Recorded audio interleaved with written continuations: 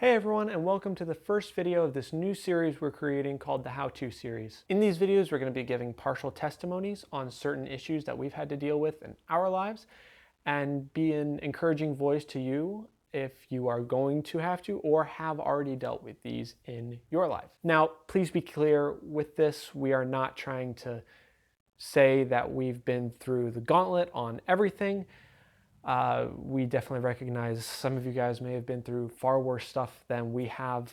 This is simply to be an encouraging voice to you guys and really reach out to you on a personal level so that you guys can interact with us as people, regardless of whether we're YouTubers or not, if you know what I mean.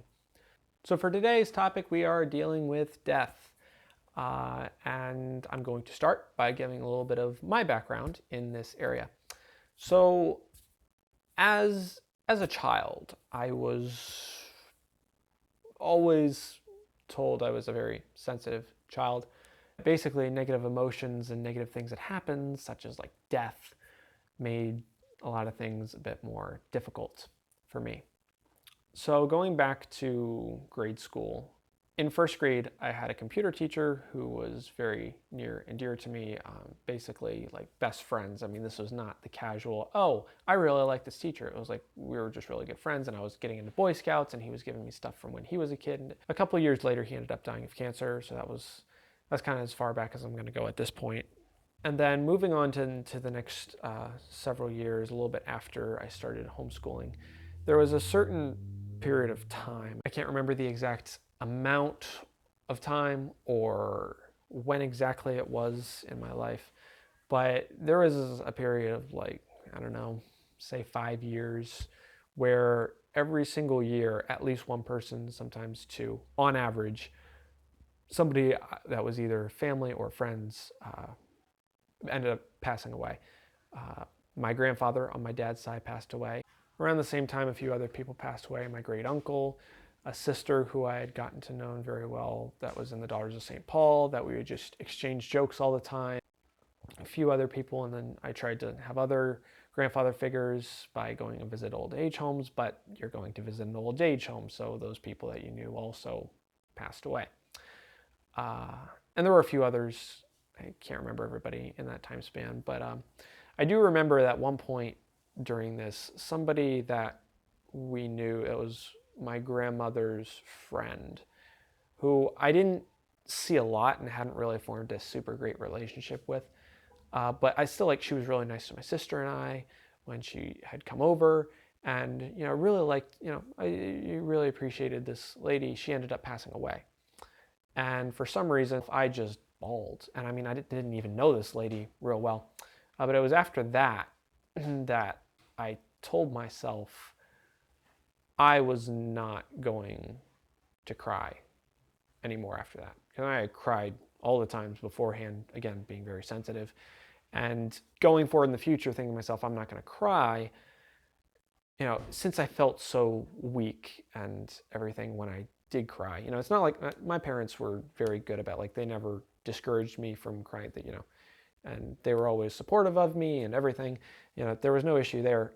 But in my mind, coming to know that I was really overly sensitive about things, and knowing that I cried too much, or just cried, whenever these things happen, in my mind, it felt like, since that I felt so weak when I was doing that, I need to stop crying, and that'll help me be less sensitive over everything. When I was 14, my grandmother one of my grandmothers ended up passing away. And then 6 months later, her daughter, my aunt, who was in the Daughters of St. Paul, as a sister there, she passed away from cancer. Within the next year or two, had a family friend or two pass away.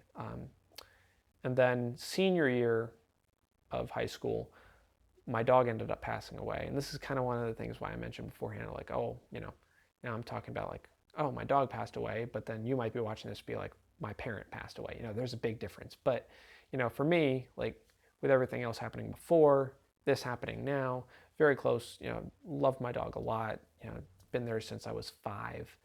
So now at 18, or 17, almost 18, my, almost like one of my best friends, like growing up, was, had passed away.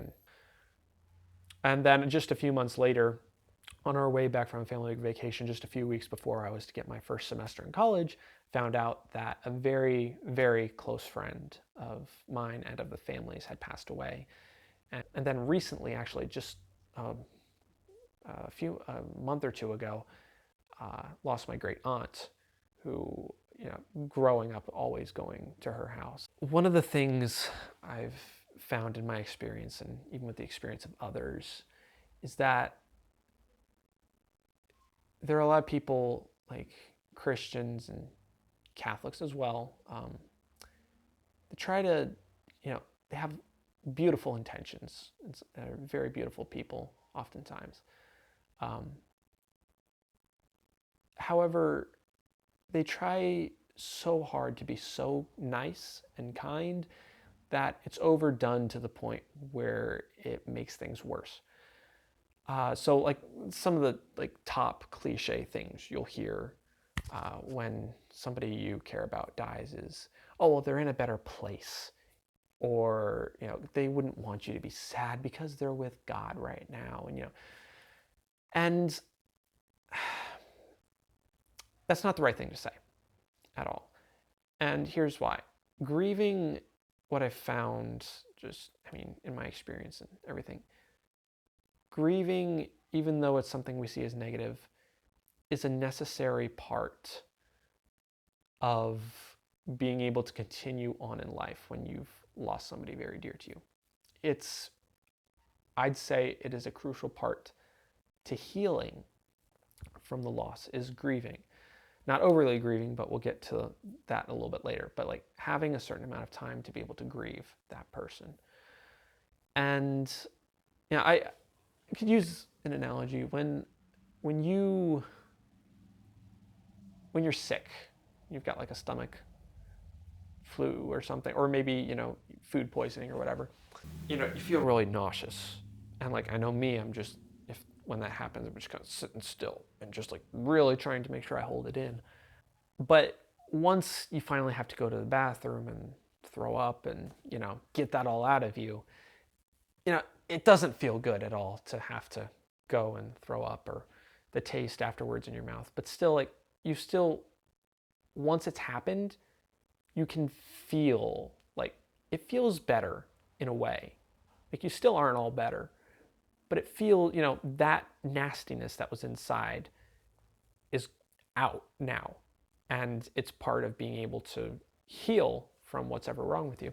And I kind of like, grieving's kind of like a similar way. It feels terrible, and it doesn't feel good when it's coming out and like crying or whatever, but it's not good to hold in. Just think about this from the perspective of somebody who goes through death. You're just like, oh, I miss this person terribly. I care about this person so much, but I'm being told that I need to not be sad about this. Like, am I a bad Christian? But like, I'm supposed to love others, and it's because of love that I'm, so in pain right now. It's this whole bundle of confusion, of a mess that this person does not need to deal with right now. Kind of going back to something I was saying earlier, the whole thing about grieving, throughout, especially my teenage years, eventually from forcing myself not to cry so much, once I finally realized that I actually should be, the future deaths that would happen, it was kind of like that throw up analogy that I made earlier, where I had forced myself not to cry for so long that now when I realized I needed to, I couldn't. Like, I would feel terrible when the people I love would like pass away, but I would want to cry. I couldn't, and it was terrible, and it felt awful. And that's why, like I was saying with the throw up analogy, it's sometimes just better to get it out, because keeping it in, it just feels like it's eating away at you inside, and it's terrible. So, a lot of times, like in our everyday life, we walk past people and just say hi and don't pay any notice, or we'll just communicate a little bit with our coworkers and not say anything else.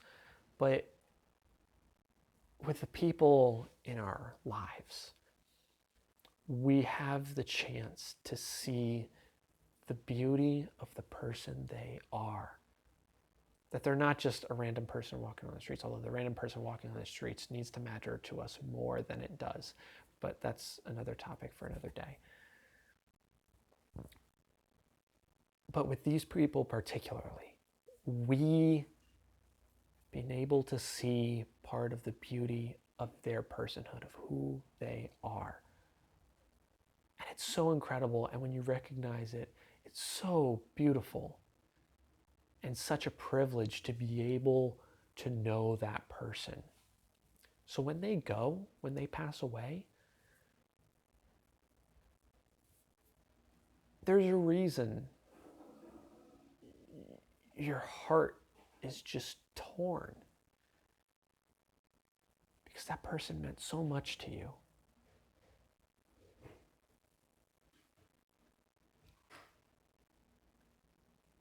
And nobody can replace them.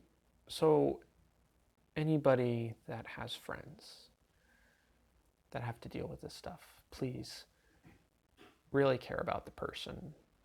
Really show that you care about the person that you know is going through this, because they really need it. I promise you that. Because, again, oftentimes, at least from my experience, one thing's happening on top of the other, on top of the other, and it makes having to go through losing somebody you care about even worse. Everybody has their struggles. Everybody has their battles. And this is not a pretty thing to add to it. I mean, even if you haven't gone through it right now, it's going to happen eventually, unfortunately. That's just how it has to be. So be there for others, always. Show them that you care, and if they want you to be the person in their life that helps them, that's there for them, check up on them regularly. Like just a couple times, like a week is not, and when you're in that state, it's very easy to not reach out for help. You might kind of like recognize you need it, but it can be very tempting to go a little too far with grieving and just wallow in it instead of using it as a healing tool. Kind of like, with medicine. Medicine is good for you, but if you overdose in it, it can become poisonous. Grieving is the same way. It's medicine, doesn't always taste good, but it's medicine, help us to heal. Too much of it is bad. Now, one of the key things for, I think, people going through this that is important to remember is you can't be angry at God for this. And I know some of you who maybe have gone through worse than I have can be looking at me and say, you don't know what I've been through. And, how could God allow this? I mean, that's a big issue today of why some people are atheists. I mean, I even know somebody with that situation. We have to take a step back and remember this isn't God's fault. Humanity allowed sin to come in. God gave us free will because he wants us to truly love him. And if he tampered with that free will to the point where, we were just going to automatically choose him, then it wouldn't be real love. And we'd be robots. And God wouldn't be good if he wasn't all loving, and true love involves freedom to choose it. So in humanity's free will, we chose to betray God and do this and allow death to come into the world. This is a result of sin, not God. But God has loved us so much, he sent his son so that when he died, through his sufferings, those wounds that opened up in his heart, he says, with open arms, I love you this much. And here, in my wounds and brokenness, I have made room for you to put your wounds and brokenness. His divine nature is so much higher than that of man. Our nature is closer to the dirt than is to divinity. Yet Christ came and took on flesh and did all of the things that he has out of love, pure love. He knows we suffer and he doesn't like it, but he wants to be there for us. So we can't abandon God. He's never abandoned us. And I understand it's hard, you know, but this is when we can't live by our emotions. This is when we have to do what's right and live what we believe in the midst of fire and temptation.